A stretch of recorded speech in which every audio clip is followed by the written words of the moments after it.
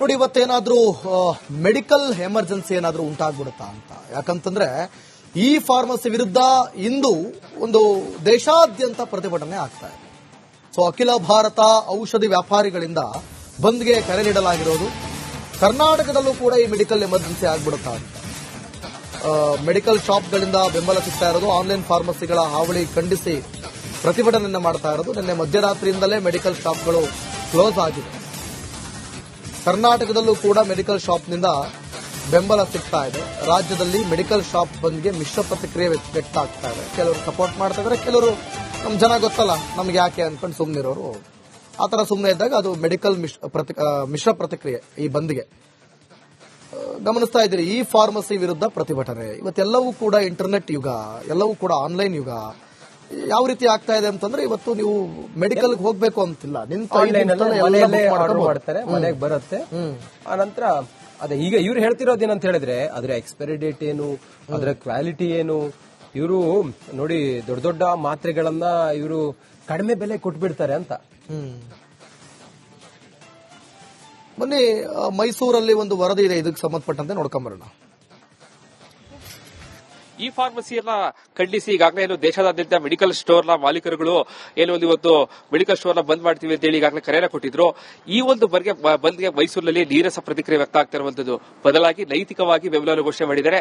ಎಲ್ಲಾ ಮೆಡಿಕಲ್ ಸ್ಟೋರ್ಗಳು ಎಂದಿನಂತೆ ತಮ್ಮ ಚಟುವಟಿಕೆಯನ್ನು ಆರಂಭಿಸುವಂತೆ ಹೇಳಿರುವಂತದ್ದು. ಸದ್ಯ ನಾನೀಗ ಮೈಸೂರಿನ ಸಯಾಜಿ ರಸ್ತೆಯಿರುವಂತಹ ರಘುಲಾಲ್ ಮೆಡಿಕಲ್ ಸ್ಟೋರ್ ಅಲ್ಲಿ ಇದ್ದೇನೆ. ದೃಶ್ಯ ಗಮನಿಸ್ತಾ ಇರಬಹುದು. ಈ ಎರಡು ಮೆಡಿಕಲ್ ಸ್ಟೋರ್ಗಳು ಕೂಡ ದಿನದ ಅಂದ್ರೆ ಸರ್ಜಿಕಲ್ಸ್ ಮಾತ್ರ ಬೆಳಿಗ್ಗೆ ಓಪನ್ ಆಗಿರುವಂತದ್ದು. ಇಲ್ಲ ಮತ್ತೊಂದು ಮೆಡಿಕಲ್ ಸ್ಟೋರ್ ಇದೆ, ಅದು ದಿನದ 24 ಗಂಟೆಗಳಲ್ಲೂ ಕೂಡ ಬಾಗಿಲು ಓಪನ್ ಆಗಿರುತ್ತೆ. ಸೊ ಹೀಗಾಗಿ ಪ್ರತಿನಿತ್ಯವೂ ಕೂಡ ರೆಗ್ಯುಲರ್ ಮೆಡಿಕಲ್ ಸ್ಟೋರ್ಸ್ಗೆ ಪ್ರತಿನಿತ್ಯ ಸಾವಿರಾರು ಜನರು ಕೂಡ ತಮ್ಮ ಔಷಧಿಯನ್ನು ಖರೀದಿ ಮಾಡಕ್ಕೆ ಬರ್ತಾರೆ. ಸೊ ಹೀಗಾಗಿ ಯಾರಿಗೂ ಕೂಡ ತೊಂದರೆ ಆಗಬಾರದು ಅಂತ ಹೇಳಿ ಎಂದಿನಂತೆ ಈಗಾಗಲೇ ಚಟುವಟಿಕೆ ಆರಂಭಿಸಿದ್ದಾರೆ. ಮೈಸೂರಿನಲ್ಲೂ ಕೂಡ ಮೈಸೂರು ಜಿಲ್ಲೆಯಾದ್ಯಂತ ಸುಮಾರು 2,000ಕ್ಕೂ ಹೆಚ್ಚು ಮೆಡಿಕಲ್ ಸ್ಟೋರ್ಗಳಿದೆ. ಈಗಾಗಲೇ ಏನು ಆನ್ಲೈನ್ ಅಲ್ಲಿ ಔಷಧಿಯನ್ನ ಮಾರಾಟ ಮಾಡೋದಕ್ಕೆ ಅನುಮತಿಯನ್ನು ಕೊಟ್ಟಿದ್ದಾರೆ. ಆನ್ಲೈನ್ಗಳಲ್ಲಿ ಎಲ್ಲ ಒಂದು ಕಡೆ ಸಾಕಷ್ಟು ದೊಡ್ಡ ಮಟ್ಟದ ರಿಯಾಯಿತಿಯನ್ನು ಕೊಡ್ತಾ ಇದ್ದಾರೆ. ಸೊ ಹೀಗಾಗಿ ಮನೆಯಲ್ಲಿ ಕುಳಿತು ಔಷಧಿಯನ್ನು ಖರೀದಿ ಮಾಡೋದಕ್ಕೆ ಜನರು ಮುಂದಾಗ್ತಾ ಇದ್ದಾರೆ. ಸೊ ಹೀಗಾಗಿ ಮೆಡಿಕಲ್ ಸ್ಟೋರ್ನ ಮಾಲೀಕರಿಗೆ ಸಾಕಷ್ಟು ಉದ್ಯಮಕ್ಕೆ ದೊಡ್ಡ ಮಟ್ಟದ ಪೆಟ್ಟಾಗ್ತಾ ಇದೆ. ಸೊ ಹೀಗಾಗಿ ಇದನ್ನ ಕೂಡಲೇ ನಿಷೇಧವನ್ನು ಮಾಡಬೇಕು ಅಂತ ಹೇಳಿ ಕೇಂದ್ರ ಸರ್ಕಾರಕ್ಕೆ ಒತ್ತಾಯಿಸಿ ಇವತ್ತು ಅಖಿಲ ಭಾರತ ಮೆಡಿಕಲ್ ಸ್ಟೋರ್ ಮಾಲೀಕರ ಸಂಘದ ಎಲ್ಲರೂ ಕೂಡ ಈ ಒಂದು ಬಂದ್ಗೆ ಕರೆಯನ್ನು ಕೊಟ್ಟಿದ್ದಾರೆ.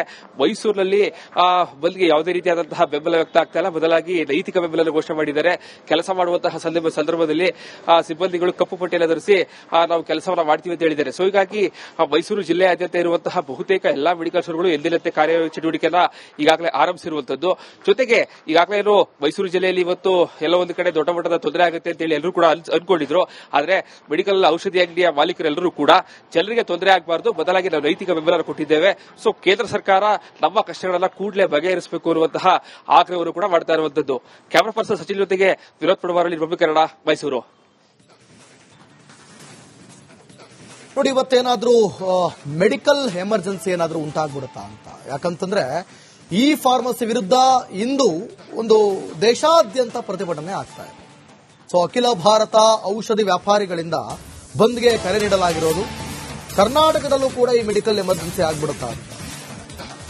ಮೆಡಿಕಲ್ ಶಾಪ್ಗಳಿಂದ ಬೆಂಬಲ ಸಿಗ್ತಾ ಇರೋದು. ಆನ್ಲೈನ್ ಫಾರ್ಮಸಿಗಳ ಹಾವಳಿ ಖಂಡಿಸಿ ಪ್ರತಿಭಟನೆಯನ್ನ ಮಾಡ್ತಾ ಇರೋದು. ನಿನ್ನೆ ಮಧ್ಯರಾತ್ರಿಯಿಂದಲೇ ಮೆಡಿಕಲ್ ಶಾಪ್ಗಳು ಕ್ಲೋಸ್ ಆಗಿದೆ.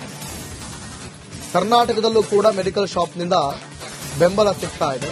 ರಾಜ್ಯದಲ್ಲಿ ಮೆಡಿಕಲ್ ಶಾಪ್ ಬಂದ್ಗೆ ಮಿಶ್ರ ಪ್ರತಿಕ್ರಿಯೆ ವ್ಯಕ್ತ ಆಗ್ತಾ ಇದೆ. ಕೆಲವರು ಸಪೋರ್ಟ್ ಮಾಡ್ತಾ ಇದ್ದಾರೆ, ಕೆಲವರು ನಮ್ ಜನ ಗೊತ್ತಲ್ಲ ನಮ್ಗೆ ಯಾಕೆ ಅನ್ಕೊಂಡು ಸುಮ್ಮನಿರೋರು.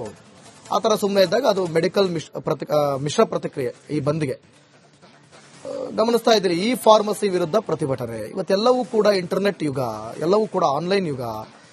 ಯಾವ ರೀತಿ ಆಗ್ತಾ ಇದೆ ಅಂತಂದ್ರೆ ಇವತ್ತು ನೀವು ಮೆಡಿಕಲ್ ಹೋಗ್ಬೇಕು ಅಂತಿಲ್ಲ, ಮಾಡ್ತಾರೆ, ಮನೆಗೆ ಬರುತ್ತೆ. ಆನಂತರ ಅದೇ ಈಗ ಇವ್ರು ಹೇಳ್ತಿರೋದೇನಂತ ಹೇಳಿದ್ರೆ ಅದ್ರ ಎಕ್ಸ್ಪೈರಿ ಡೇಟ್ ಏನು, ಅದರ ಕ್ವಾಲಿಟಿ ಏನು, ಇವರು ನೋಡಿ ದೊಡ್ಡ ದೊಡ್ಡ ಮಾತ್ರೆಗಳನ್ನ ಇವರು ಕಡಿಮೆ ಬೆಲೆ ಕೊಟ್ಬಿಡ್ತಾರೆ ಅಂತ. ಮೊನ್ನೆ ಮೈಸೂರಲ್ಲಿ ಒಂದು ವರದಿ ಇದೆ, ಇದಕ್ಕೆ ಸಂಬಂಧಪಟ್ಟಂತೆ ನೋಡ್ಕೊಂಬರೋಣ. ಈ ಫಾರ್ಮಸಿಯನ್ನ ಖಂಡಿಸಿ ಈಗಾಗಲೇ ಏನು ದೇಶದಾದ್ಯಂತ ಮೆಡಿಕಲ್ ಸ್ಟೋರ್ನ ಮಾಲೀಕರುಗಳು ಏನು ಒಂದು ಇವತ್ತು ಮೆಡಿಕಲ್ ಸ್ಟೋರ್ನ ಬಂದ್ ಮಾಡ್ತೀವಿ ಅಂತ ಹೇಳಿ ಈಗಾಗಲೇ ಕರೆಯನ್ನು ಕೊಟ್ಟಿದ್ರು. ಈ ಒಂದು ಬಂದ್ಗೆ ಮೈಸೂರಿನಲ್ಲಿ ನೀರಸ ಪ್ರತಿಕ್ರಿಯೆ ವ್ಯಕ್ತ ಆಗ್ತಾ ಇರುವಂತದ್ದು. ಬದಲಾಗಿ ನೈತಿಕವಾಗಿ ಬೆಂಬಲ ಘೋಷಣೆ ಮಾಡಿದರೆ ಎಲ್ಲಾ ಮೆಡಿಕಲ್ ಸ್ಟೋರ್ಗಳು ಎಂದಿನಂತೆ ತಮ್ಮ ಚಟುವಟಿಕೆಯನ್ನು ಆರಂಭಿಸುವಂತೆ ಹೇಳಿರುವಂತದ್ದು. ಸದ್ಯ ನಾನೀಗ ಮೈಸೂರಿನ ಸಯಾಜಿ ರಸ್ತೆಯಿರುವಂತಹ ರಘುಲಾಲ್ ಮೆಡಿಕಲ್ ಸ್ಟೋರ್ ಅಲ್ಲಿ ಇದ್ದೇನೆ. ದೃಶ್ಯ ಗಮನಿಸ್ತಾ ಇರಬಹುದು. ಈ ಎರಡು ಮೆಡಿಕಲ್ ಸ್ಟೋರ್ಗಳು ಕೂಡ ದಿನದ ಅಂದ್ರೆ ಸರ್ಜಿಕಲ್ಸ್ ಮಾತ್ರ ಬೆಳಿಗ್ಗೆ ಓಪನ್ ಆಗಿರುವಂತದ್ದು. ಇಲ್ಲ ಮತ್ತೊಂದು ಮೆಡಿಕಲ್ ಸ್ಟೋರ್ ಇದೆ, ಅದು ದಿನದ 24 ಗಂಟೆಗಳಲ್ಲೂ ಕೂಡ ಬಾಗಿಲು ಓಪನ್ ಆಗಿರುತ್ತೆ. ಸೊ ಹೀಗಾಗಿ ಪ್ರತಿನಿತ್ಯವೂ ಕೂಡ ರಘುಲಾಲ್ ಮೆಡಿಕಲ್ ಸ್ಟೋರ್ಸ್ಗೆ ಪ್ರತಿನಿತ್ಯ ಸಾವಿರಾರು ಜನರು ಕೂಡ ತಮ್ಮ ಔಷಧಿಯನ್ನು ಖರೀದಿ ಮಾಡಕ್ಕೆ ಬರ್ತಾರೆ. ಸೊ ಹೀಗಾಗಿ ಯಾರಿಗೂ ಕೂಡ ತೊಂದರೆ ಆಗಬಾರದು ಅಂತ ಹೇಳಿ ಎಂದಿನಂತೆ ಈಗಾಗಲೇ ಚಟುವಟಿಕೆಯನ್ನು ಆರಂಭಿಸಿದ್ದಾರೆ. ಮೈಸೂರಿನಲ್ಲೂ ಕೂಡ ಮೈಸೂರು ಜಿಲ್ಲೆಯಾದ್ಯಂತ ಸುಮಾರು 2,000ಕ್ಕೂ ಹೆಚ್ಚು ಮೆಡಿಕಲ್ ಸ್ಟೋರ್ಗಳಿದೆ. ಈಗಾಗಲೇ ಏನು ಆನ್ಲೈನ್ ಅಲ್ಲಿ ಔಷಧಿಯನ್ನ ಮಾರಾಟ ಮಾಡೋದಕ್ಕೆ ಅನುಮತಿಯನ್ನು ಕೊಟ್ಟಿದ್ದಾರೆ. ಆನ್ಲೈನ್ಗಳಲ್ಲಿ ಎಲ್ಲ ಒಂದು ಕಡೆ ಸಾಕಷ್ಟು ದೊಡ್ಡ ಮಟ್ಟದ ರಿಯಾಯಿತಿಯನ್ನು ಕೊಡ್ತಾ ಇದ್ದಾರೆ. ಸೊ ಹೀಗಾಗಿ ಮನೆಯಲ್ಲಿ ಕುಳಿತು ಔಷಧಿಯನ್ನು ಖರೀದಿ ಮಾಡೋದಕ್ಕೆ ಜನರು ಮುಂದಾಗ್ತಾ ಇದ್ದಾರೆ. ಸೊ ಹೀಗಾಗಿ ಮೆಡಿಕಲ್ ಸ್ಟೋರ್ನ ಮಾಲೀಕರಿಗೆ ಸಾಕಷ್ಟು ಉದ್ಯಮಕ್ಕೆ ದೊಡ್ಡ ಮಟ್ಟದ ಪೆಟ್ಟಾಗ್ತಾ ಇದೆ. ಸೊ ಹೀಗಾಗಿ ಇದೆಲ್ಲ ಕೂಡಲೇ ನಿಷೇಧವನ್ನು ಮಾಡಬೇಕು ಅಂತ ಹೇಳಿ ಕೇಂದ್ರ ಸರ್ಕಾರಕ್ಕೆ ಒತ್ತಾಯಿಸಿ ಇವತ್ತು ಅಖಿಲ ಭಾರತ ಮೆಡಿಕಲ್ ಸ್ಟೋರ್ ಮಾಲೀಕರ ಸಂಘದ ಎಲ್ಲರೂ ಕೂಡ ಈ ಒಂದು ಬಂದ್ಗೆ ಕರೆಯನ್ನು ಕೊಟ್ಟಿದ್ದಾರೆ. ಮೈಸೂರಿನಲ್ಲಿ ಬಂದ್ಗೆ ಯಾವುದೇ ರೀತಿಯಾದಂತಹ ಬೆಂಬಲ ವ್ಯಕ್ತ ಆಗ್ತಾ ಇಲ್ಲ, ಬದಲಾಗಿ ನೈತಿಕ ಬೆಂಬಲ ಘೋಷಣೆ ಮಾಡಿದ್ದಾರೆ. ಕೆಲಸ ಮಾಡುವಂತಹ ಸಂದರ್ಭದಲ್ಲಿ ಸಿಬ್ಬಂದಿಗಳು ಕಪ್ಪು ಪಟ್ಟಿಯನ್ನು ಧರಿಸಿ ನಾವು ಕೆಲಸವನ್ನು ಮಾಡ್ತೀವಿ ಅಂತ ಹೇಳಿದ್ದಾರೆ. ಸೊ ಹೀಗಾಗಿ ಮೈಸೂರು ಜಿಲ್ಲೆಯಾದ್ಯಂತ ಇರುವಂತಹ ಬಹುತೇಕ ಎಲ್ಲಾ ಮೆಡಿಕಲ್ ಸ್ಟೋರ್ಗಳು ಎಂದಿನಂತೆ ಚಟುವಟಿಕೆಯನ್ನು ಈಗಾಗಲೇ ಆರಂಭಿಸಿರುವಂತದ್ದು. ಜೊತೆಗೆ ಈಗಾಗಲೇ ಏನು ಮೈಸೂರು ಜಿಲ್ಲೆಯಲ್ಲಿ ಇವತ್ತು ಎಲ್ಲ ಒಂದು ಕಡೆ ದೊಡ್ಡ ಮಟ್ಟದ ತೊಂದರೆ ಆಗುತ್ತೆ ಅಂತ ಹೇಳಿ ಎಲ್ಲರೂ ಕೂಡ ಅನ್ಕೊಂಡಿದ್ರು. ಆದ್ರೆ ಮೆಡಿಕಲ್ ಔಷಧಿ ಅಂಗಡಿಯ ಮಾಲೀಕರೆಲ್ಲರೂ ಕೂಡ ಜನರಿಗೆ ತೊಂದರೆ ಆಗಬಾರದು, ಬದಲಾಗಿ ನಾವು ನೈತಿಕ ಬೆಂಬಲ ಕೊಟ್ಟಿದ್ದೇವೆ. ಸೊ ಕೇಂದ್ರ ಸರ್ಕಾರ ನಮ್ಮ ಕಷ್ಟಗಳನ್ನ ಕೂಡಲೇ ಬಗೆಹರಿಸಬೇಕು ಅನ್ನುವಂತಹ ಆಗ್ರಹವನ್ನು ಕೂಡ ಮಾಡ್ತಾ ಇರುವಂತದ್ದು. ಕ್ಯಾಮರಾ ಪರ್ಸನ್ ಸಚಿನ್ ಜೊತೆಗೆ ವಿನೋದ್ ಪಡವಾರಲ್ಲಿ, ಪ್ರಭುಕರಣ, ಮೈಸೂರು.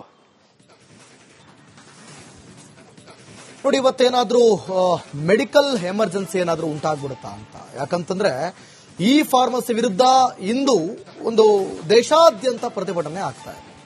ಸೊ ಅಖಿಲ ಭಾರತ ಔಷಧಿ ವ್ಯಾಪಾರಿಗಳಿಂದ ಬಂದ್ಗೆ ಕರೆ ನೀಡಲಾಗಿರೋದು. ಕರ್ನಾಟಕದಲ್ಲೂ ಕೂಡ ಈ ಮೆಡಿಕಲ್ ಎಮರ್ಜೆನ್ಸಿ ಆಗ್ಬಿಡುತ್ತಾ ಅಂತ. ಮೆಡಿಕಲ್ ಶಾಪ್ಗಳಿಂದ ಬೆಂಬಲ ಸಿಗ್ತಾ ಇರೋದು. ಆನ್ಲೈನ್ ಫಾರ್ಮಸಿಗಳ ಹಾವಳಿ ಖಂಡಿಸಿ ಪ್ರತಿಭಟನೆಯನ್ನು ಮಾಡ್ತಾ ಇರೋದು. ನಿನ್ನೆ ಮಧ್ಯರಾತ್ರಿಯಿಂದಲೇ ಮೆಡಿಕಲ್ ಶಾಪ್ಗಳು ಕ್ಲೋಸ್ ಆಗಿದೆ.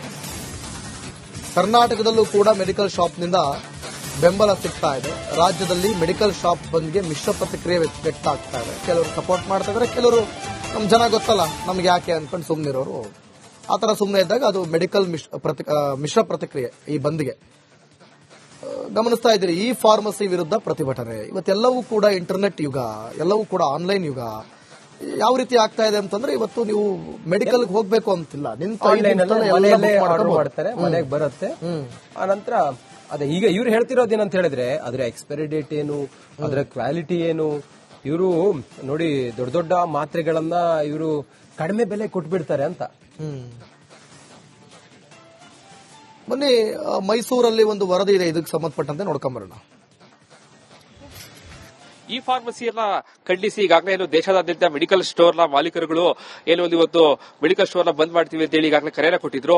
ಈ ಒಂದು ಬಂದ್ಗೆ ಮೈಸೂರಿನಲ್ಲಿ ನೀರಸ ಪ್ರತಿಕ್ರಿಯೆ ವ್ಯಕ್ತ ಆಗ್ತಾ ಇರುವಂತದ್ದು. ಬದಲಾಗಿ ನೈತಿಕವಾಗಿ ಬೆಂಬಲ ಘೋಷಣೆ ಮಾಡಿದರೆ ಎಲ್ಲಾ ಮೆಡಿಕಲ್ ಸ್ಟೋರ್ಗಳು ಎಂದಿನಂತೆ ತಮ್ಮ ಚಟುವಟಿಕೆಯನ್ನು ಆರಂಭಿಸುವಂತೆ ಹೇಳಿರುವಂತದ್ದು. ಸದ್ಯ ನಾನೀಗ ಮೈಸೂರಿನ ಸಯಾಜಿ ರಸ್ತೆಯಿರುವಂತಹ ರಘುಲಾಲ್ ಮೆಡಿಕಲ್ ಸ್ಟೋರ್ ಅಲ್ಲಿ ಇದ್ದೇನೆ. ದೃಶ್ಯ ಗಮನಿಸ್ತಾ ಇರಬಹುದು. ಈ ಎರಡು ಮೆಡಿಕಲ್ ಸ್ಟೋರ್ಗಳು ಕೂಡ ದಿನದ ಅಂದ್ರೆ ಸರ್ಜಿಕಲ್ಸ್ ಮಾತ್ರ ಬೆಳಿಗ್ಗೆ ಓಪನ್ ಆಗಿರುವಂತದ್ದು. ಇಲ್ಲ ಮತ್ತೊಂದು ಮೆಡಿಕಲ್ ಸ್ಟೋರ್ ಇದೆ, ಅದು ದಿನದ 24 ಗಂಟೆಗಳಲ್ಲೂ ಕೂಡ ಬಾಗಿಲು ಓಪನ್ ಆಗಿರುತ್ತೆ. ಸೊ ಹೀಗಾಗಿ ಪ್ರತಿನಿತ್ಯವೂ ಕೂಡ ರಘುಲಾಲ್ ಮೆಡಿಕಲ್ ಸ್ಟೋರ್ಸ್ಗೆ ಪ್ರತಿನಿತ್ಯ ಸಾವಿರಾರು ಜನರು ಕೂಡ ತಮ್ಮ ಔಷಧಿಯನ್ನು ಖರೀದಿ ಮಾಡಕ್ಕೆ ಬರ್ತಾರೆ.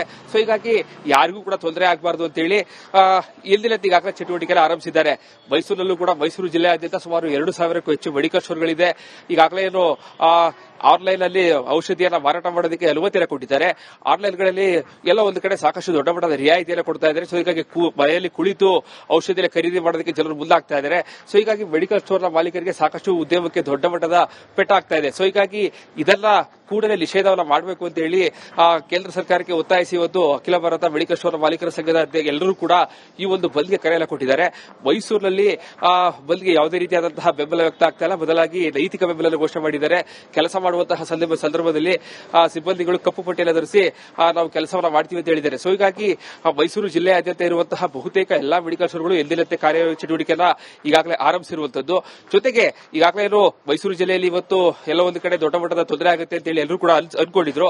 ಆದ್ರೆ ಮೆಡಿಕಲ್ ಔಷಧಿ ಅಂಗಡಿಯ ಮಾಲೀಕರೆಲ್ಲರೂ ಕೂಡ ಜನರಿಗೆ ತೊಂದರೆ ಆಗಬಾರದು, ಬದಲಾಗಿ ನಾವು ನೈತಿಕ ಬೆಂಬಲ ಕೊಟ್ಟಿದ್ದೇವೆ. ಸೊ ಕೇಂದ್ರ ಸರ್ಕಾರ ನಮ್ಮ ಕಷ್ಟಗಳನ್ನ ಕೂಡಲೇ ಬಗೆಹರಿಸಬೇಕು ಅನ್ನುವಂತಹ ಆಗ್ರಹವನ್ನು ಕೂಡ ಮಾಡ್ತಾ ಇರುವಂತದ್ದು. Camera person